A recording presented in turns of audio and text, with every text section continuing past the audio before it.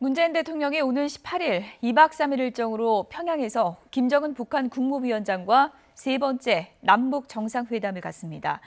의전이나 경호 문제 등 구체적인 내용은 다음 주부터 시작되는 실무협의에서 논의될 예정인데요. 지난 2000년 김대중 전 대통령은 남북 정상회담 당시에 항공편을 이용했었고요. 그리고 지난 2007년 노무현 전 대통령은 육로를 통해 방북했죠. 문재인 대통령은 어떤 방법으로 평양에 가게 될지도 관심이 쏠리고 있습니다. 문 대통령은 이번 대북 특사단이 기대 이상의 성과를 거뒀다면서 만족감을 드러냈습니다. 이종원 기자입니다. 대북 특사단을 이끌고 북한을 다녀온 정의용 국가안보실장이 방북 하루 만에 국민 앞에 결과를 설명했습니다. 먼저 가장 큰 임무였던 문재인 대통령과 김정은 북한 국무위원장의 3차 남북 정상회담 일정을 확정했습니다. 이달 평양에서 열기로 한 기존 남북 합의대로 오는 18일부터 20일까지 문 대통령이 평양을 방문해 김 위원장을 만납니다. 지난 2000년과 2007년 김대중 노무현 전 대통령의 방북 때처럼 이번에도 2박 3일 일정입니다.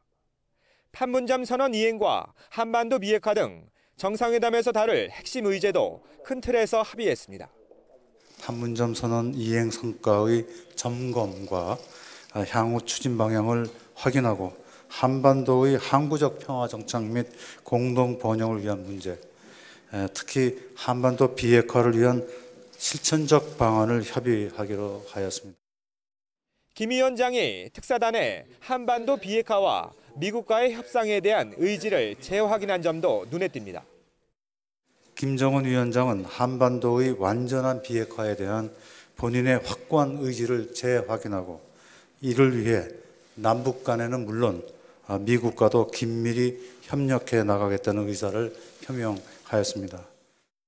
남북은 또 군사적 긴장 완화를 위한 대화도 계속 진전시켜 무력 충돌 방지를 위한 구체적인 방안을 도출하기로 했습니다. 판문점 선언 합의 사항인 남북 공동연락사무소는 3차 정상회담이 열리는 18일 전에 개성의 문을 열기로 뜻을 모았습니다.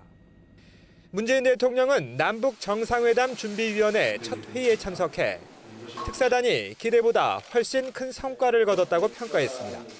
한반도의 완전한 비핵화, 또 그것을 위한 북미 간의 대화, 이런 부분도 좀 촉진될 수 있지 않을까, 그런 기대를 갖게 되었습니다.